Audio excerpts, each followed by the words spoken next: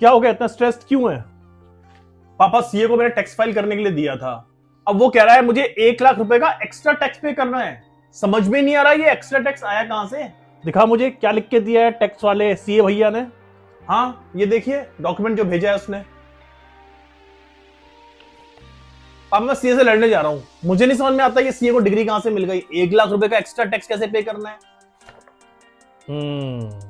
मैं तो हमेशा रेगुलरली टैक्स पे करता हूं। एडवांस टैक्स भी पे किया है मैंने। बेटा इसमें मेंशन है कि तुमने 10 लाख के म्यूचुअल फंड सेल किए थे। हाँ पापा मैंने 10 लाख के म्यूचुअल फंड सेल किए थे और उन म्यूचुअल फंड्स पे मुझे कुछ 4 लाख का फायदा भी हुआ था। और बेटा तुमने उस पर कितना टैक्स पे किया? तो 4 लाख के प्रॉफिट पर 1 लाख पे तो कोई टैक्स लगता नहीं है, तो बाकी के 3 लाख के प्रॉफिट में मैं 10% टैक्स पे कर दिया।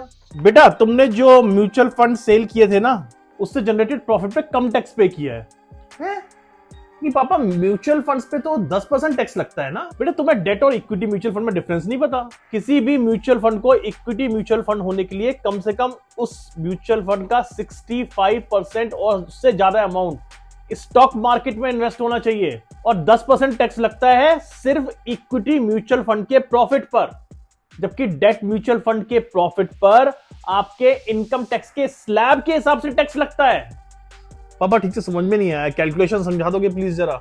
अब देखो तुम्हें 4 लाख का प्रॉफिट हुआ, अगर यही इक्विटी म्यूचुअल फंड होता तो तुम्हारा ठीक है, पहले 1 लाख पे कोई टैक्स नहीं, बाकी बचे हुए 3 लाख पे 10% के हिसाब से तुमने 30,000 टैक्स पे कर दिया। लेकिन डेट म्यूचुअल फंड में तुम्हारे इनकम टैक्स स्लैब के हिसाब से टैक्स लगता है, और तुम्हारा इनकम टैक्स स्लैब 30% है, तो 4 लाख पे 30% टैक्स लगेगा, यानी कि 1,20,000। तुमने अभी टैक्स पे किया है 30,000 रुपए, 1,20,000 तुम्हारी टैक्स लायबिलिटी है, तो तुम्हें 90,000 एक्स्ट्रा टैक्स पे करना है। इसलिए सीए भैया कह रहे हैं कि 1 लाख रुपए का एक्स्ट्रा टैक्स भरो।